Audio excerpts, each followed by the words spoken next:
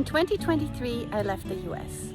I was 52, it was January, there were a lot of things happening at my work, and I just really needed a big change in my own life as well.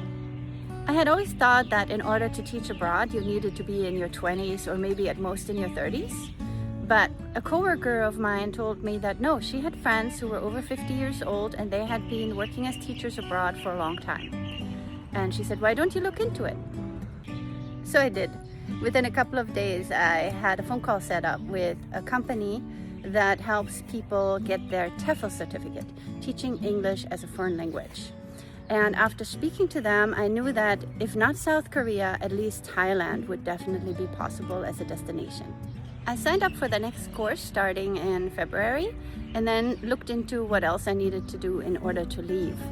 For some reason, probably because of the way things were going at work, I wanted to get out as soon as possible. So I needed to look into selling my house, into selling my car, quitting my job, and getting all the paperwork I needed to actually get a job in South Korea. If you want to be a teacher in South Korea, you can definitely and should apply from your home country. So I needed to get an FBI background check, and I needed to get my bachelor's and preferably even my master's degree apostilled. Timing is also very important, so I waited with getting my fingerprints because I heard that the FBI background check is only good for 4 months after it's been apostilled, so I didn't know how early I should do it. So I finally in April got my fingerprints and sent everything to the FBI. I also got a real estate agent who helped me with my house. I needed to figure out what I needed to do. I got rid of pretty much everything that was in my house. I donated it, I put it in storage, I sold some of it.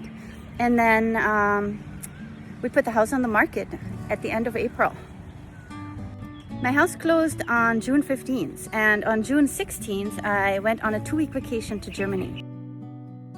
Everything had gone fairly smoothly up to this point, but it was when I returned from Germany that things went terribly wrong. I had told the post office to hold all my mail until I returned, which is custom and normal and no big deal. I had done it many times before. I returned from Germany on a Sunday and went to the post office Monday morning to pick up my mail before work. At the counter, she said, we don't have any mail for you. I'm like, how can that be? I'm waiting for my FBI background check. It's really important. And I asked for the mail to be held while I was on vacation, so where's my mail? She looked into it, and one of the post office employees, just the day before, had decided to return all the mail to sender. He didn't see that I had a hold and just returned everything. So my FBI background check that I needed urgently to get apostilled was not there.